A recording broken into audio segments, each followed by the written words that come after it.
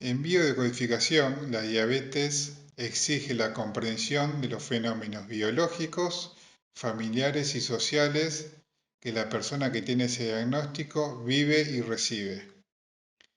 Inicialmente decimos que la diabetes aparece luego de un conflicto biológico, es decir, por la imposibilidad de satisfacer una necesidad biológica con una situación dramática, vivida en soledad, sorpresiva y no exteriorizada, o sea, no verbalizada. La respuesta a este conflicto se divide de manera sincrónica en el cerebro, en la psiquis y en el órgano. En el cerebro aparece una imagen que puede verse en una tomografía ubicada en la zona frontal de la corteza cerebral. En la célula del páncreas aparece una disminución en la producción de la insulina y también una imagen tomográfica en el páncreas. En la psiquis se genera una situación de exigencia, resistir una vivencia de separación o de invasión de territorio. Esta resistencia tiene un objetivo que es soportar esa separación o invasión desde un lugar estoico. El sentido biológico de esa resistencia es mantener altos los niveles de glucosa en sangre para que puedan usarlo rápidamente. Es una necesidad de resistir permanentemente, aguantar, soportar. Se exige que la sangre tenga glucosa para usarla de forma inmediata. Tenemos que entender que este sentido biológico no está mediado por nuestro yo, sino por un programa cerebral que se activa porque en algún momento evolutivo fue útil para superar una amenaza en la supervivencia. No lo es ahora, ya que el mismo cerebro fue encontrando otras acciones más eficaces, pero el hecho de existir situaciones sorpresivas, subjetivamente dramáticas e imposibles de ser verbalizadas, ha generado que la acción del yo no se use y sea reemplazada por este programa cerebral de supervivencia extrema. Repetimos que el sentido biológico de la hiperglicemia es estar preparado para seguir resistiendo fisiológicamente una situación de amenaza territorial o de separación. Es aquí que las características personales, familiares y sociales jugarán un rol determinante para que esta hiperglicemia quede registrada como una conducta permanente o transitoria, o también que no sea jamás una respuesta viable para que la diabetes no aparezca. En lo personal, las situaciones vividas serán registradas desde lo que llamamos un rol biológico. El mismo será el que determine esa respuesta biológica. Los seres vivos en la naturaleza salvaje se dividen en predadores y presas, territoriales y proveedores. Todos tenemos un poco de todo. Pero la persona que desarrolla la conducta diabética es un territorial, fundamentalmente un territorial. Es decir, su consistencia como ser vivo la encontrará en el reconocimiento de parte de los otros, en desempeñar un rol que los vincule a los otros, como perteneciente a un territorio. Su inestabilidad aparecerá cuando esa permanencia es cuestionada o es amenazada. Allí aparecen las luchas territoriales y las exclusiones de la permanencia. Cuando ellas aparecen hay tres opciones: enfrentarlos, huir o esperar que algo cambie. El diabético opta habitualmente por lo que llamamos una posición de omnipotencia impotente, es decir, una respuesta de ataque, que es la hiperglicemia, seguida de una respuesta de huida, que es la hipoglucemia. Esto se describe en la naturaleza como un ritual de dispersión para disminuir la tensión que la lucha territorial produce. Eso es lo que ocurre en la llamada diabetes tipo 2. El cerebro pone en marcha un programa de desensibilización a la insulina para poder atacar o huir en cualquier momento. La vivencia es la resistencia permanente, el objetivo es salvar la vida. Si bien este rol biológico personal es determinante, lo es más aún aquello que llamamos órdenes familiares. Estas son las que han recibido el niño al nacer. Esta forma tiene que ver con distintas variables, pero lo hemos resumido en el siguiente concepto. No eres lo que nosotros esperábamos. Esto puede ocurrir antes de la gestación, durante el embarazo, en el parto o durante los primeros años de vida. En la técnica llamada búsqueda de la escena fundante, técnica que usamos en biodescodificación, se observa siempre este mandato. Esperábamos una nena, no es parecido a mí, es muy llorón, no se destaca en el deporte y tantas otras opciones que generan un modo de defenderse de esa percepción. Y como todos los seres vivos, ante una amenaza, atacamos, huimos o nos quedamos quietos, la opción que usará el diabético será la omnipotencia impotente, alternar enfrentar con huir. Enfrentar significa, tengo que lograr un juicio de aprobación por parte del otro, omnipotencia. Y la huida será, me alejo del juicio de los demás, impotencia. Es aquí que para entender el mecanismo de la diabetes será útil recurrir al nombre de ella. Ni el nombre es inocente. Diac significa cortado en dos. Bet, casa. Diabetes significa la casa partida en dos. La casa en cuestión es el propio cuerpo, el otro o el territorio. Hay una división en lo que se considera el territorio. En caso del cuerpo, en el adentro soy omnipotente y en el afuera soy impotente. O sea, dulce por dentro y amargo por fuera. Con el otro, en el caso del otro, pasa lo mismo.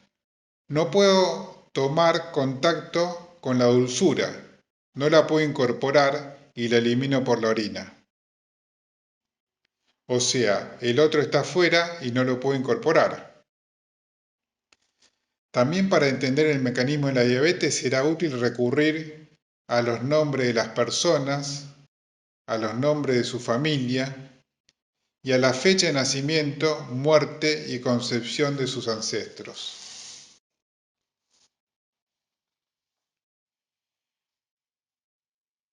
En una investigación en Noruega, sus habitantes sufrían de diabetes en un porcentaje mucho mayor a la media nacional.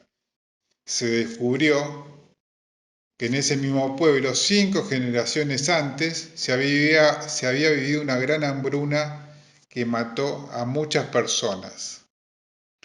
Se asoció ese antecedentes a la aparición de una gran cantidad de casos de diabetes, varios siglos después. Sabemos que el sentido biológico de la diabetes es resistir, por ello aumenta la glucosa en la sangre. Ahora bien, ¿qué es lo que resistían 5 generaciones después estos habitantes de este pequeño pueblo de Noruega? Es allí que aparece la tercera pata de la biodecodificación que nos ayudará a entender la diabetes tipo 1, aquella en donde la insulina no es producida por el páncreas supuestamente. Aquella que no puede explicarse totalmente por las situaciones vividas por la persona. Allí aparecen los llamados mandatos generacionales.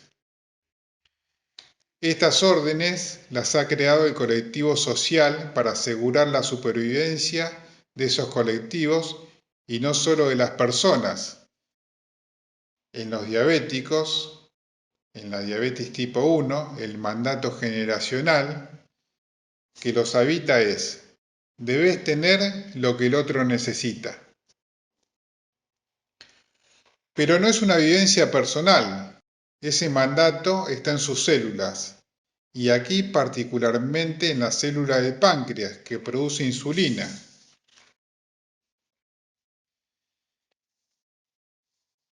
Y la enfermedad aparecerá cuando ese mandato no puede cumplirse. Ya no es resistir, sino dejar de cumplir. No se puede tener lo que el otro necesita.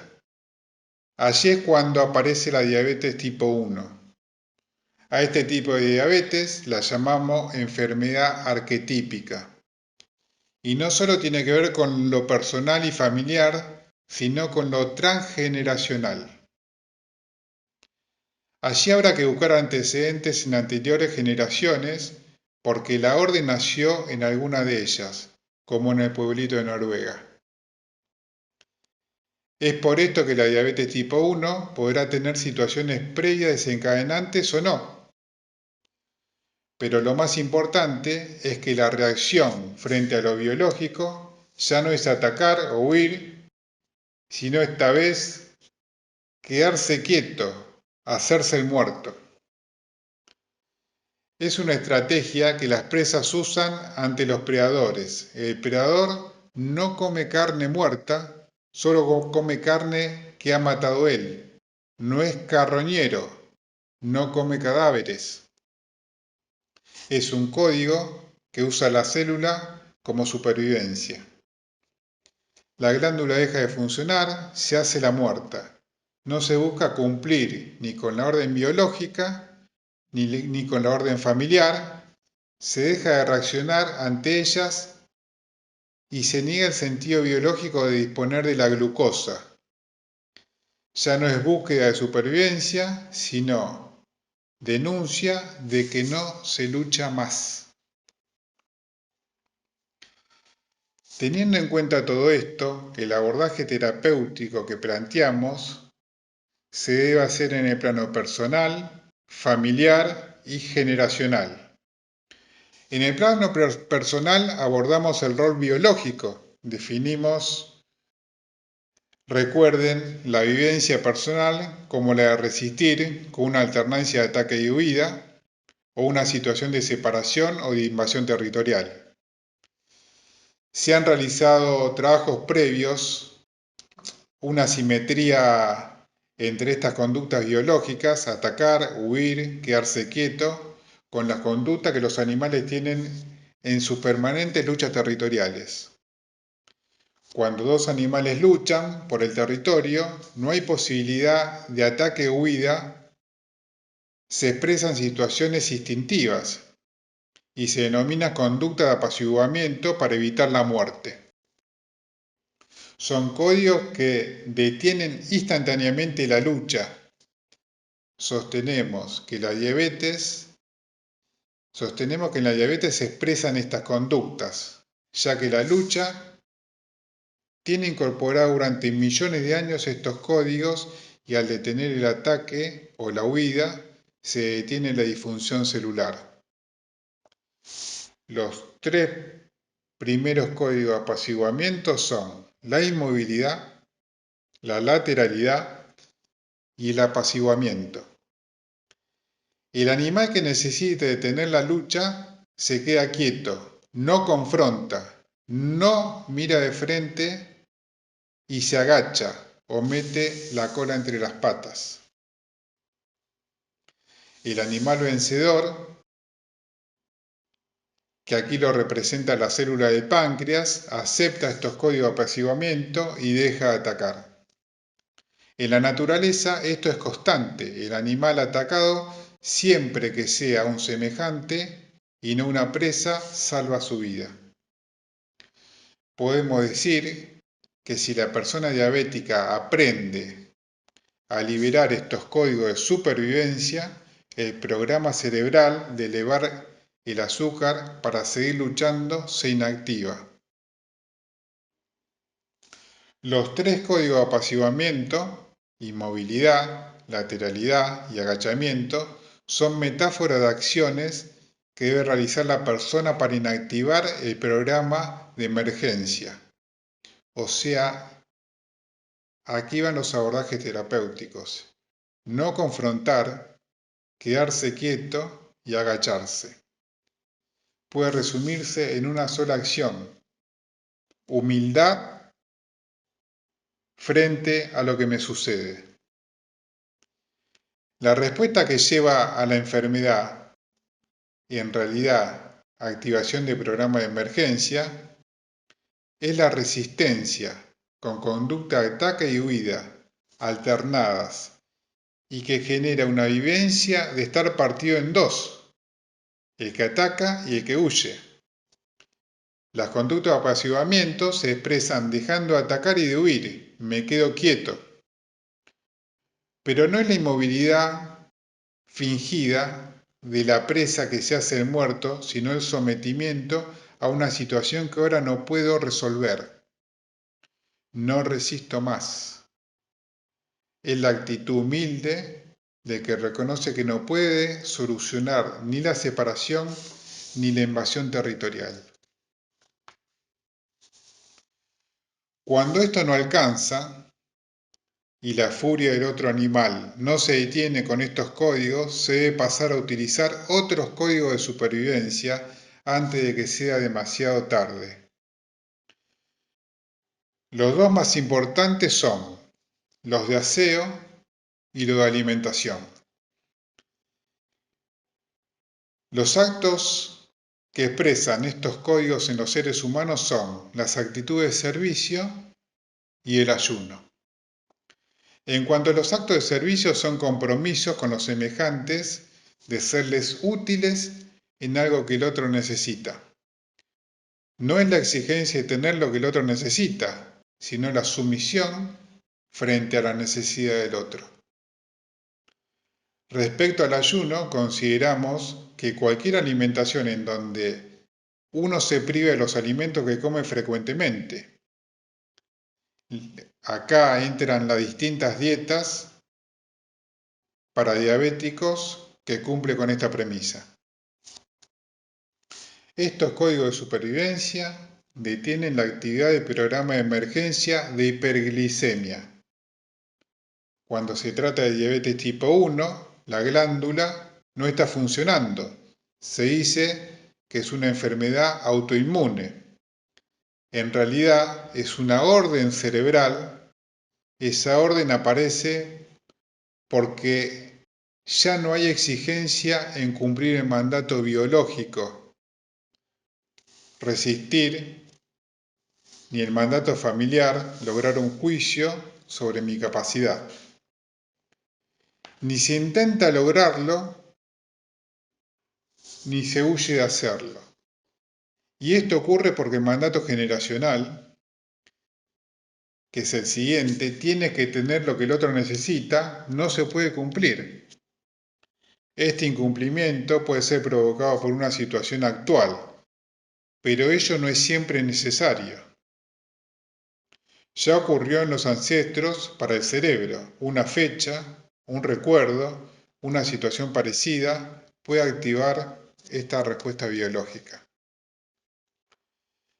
En el caso del pueblito de Noruega, lo que no se tiene para el otro es comida. Y en la quinta generación lo que sobraba era comida. Ese hecho fue que activó el recuerdo guardado en las células. O sea, ahí hay una memoria emocional celular, colectiva, ¿no? No hay sentido de supervivencia actual, sino falta de supervivencia de generaciones anteriores. Podemos decir, es una necesidad de denunciar aquella injusticia que no fue contenida por los semejantes. Las células no olvidan lo que pasó, y denuncian aquella injusticia con esta conducta de que la glucosa abunde, ya no para resistir, porque es imposible usarla, sino para que se repare la injusticia. El abordaje terapéutico ya no es el apaciguamiento ni el sometimiento, sino la reparación de esa injusticia, en la cual el diabético no tuvo ninguna participación. Esto nos lleva a entender que el concepto de enfermedad arquetípica trasciende la responsabilidad individual y pertenece a todo el cuerpo social. O sea, la diabetes tipo 1 no es un programa de supervivencia, sino un programa de emergencia para reparar una injusticia que viene de varias generaciones que no han tenido lo que el otro necesita. Es por eso que en esta diabetes llamada insulino dependiente, justamente es la dependencia del otro, es lo que tenemos que aprender. Son los otros los que nos curan. En la diabetes insulino dependiente, ya no me exijo para resistir, ya no busco el juicio sobre mi capacidad, ya no tengo lo que el otro necesita. Se deben aprender a trascender estas exigencias y recuperar el concepto de ser nosotros y ya no para los otros. Acá citamos un caso de un antropólogo que escribió lo siguiente. Luego de tantos años de vivir en Papúa, he podido ser testigo de cómo los pueblos originarios tratan a sus enfermos. Para ellos, estar enfermos es sufrir un dolor, un tumor, miedos, cualquier expresión de su cuerpo que le produce malestar. Inmediatamente concurren al jefe de la tribu, que es el chamán, y les ponen su sufrimiento. El jefe convoca a toda la tribu y allí se hacen presentes. Y estarán el enfermo, los niños, los ancianos, las mujeres. Luego el jefe entra en trance y lanza una pregunta para que todos escuchen. Esa pregunta es, ¿quién ha cometido una injusticia? Luego comienza a pasar por todos los integrantes de la tribu y mirándolos a los ojos escucha sus confesiones. Y ellas giran siempre en torno a temas tales como blasfemia a los dioses, el robo y la violencia. Cuando termina esa larga expresión, sale del trance y convoca a los líderes de las tribus. Les indica que reparen una por una las injusticias. Si blasfemaron, que compensen a los dioses. Si robaron, que devuelvan lo robado. Si golpearon, que se disculpen. Es así que desde hace 10.000 años, escribe este antropólogo, estas tribus solucionan en poco tiempo lo que para nosotros llamaríamos graves enfermedades. Luego describe, he visto desaparecer tumores del tamaño de un melón en 2 semanas. Y para confirmar esto le transmito el relato del franciscano Julio Bender, que vivió 10 años en África. Cuenta en uno de sus libros que una vez le propuso a un grupo de niños africanos que hicieran una carrera, ya que a 30 metros había dejado una canasta con golosinas y frutas. El que ganara la carrera tendría derecho a toda la canasta. Los niños se tomaron de la mano y corrieron alegres los 30 metros todos juntos. Al llegar se pusieron en ronda y se repartieron las frutas y las golosinas. El sacerdote, confundido, les preguntó si no habían entendido la consigna, ya que la canasta era para el que ganara la carrera.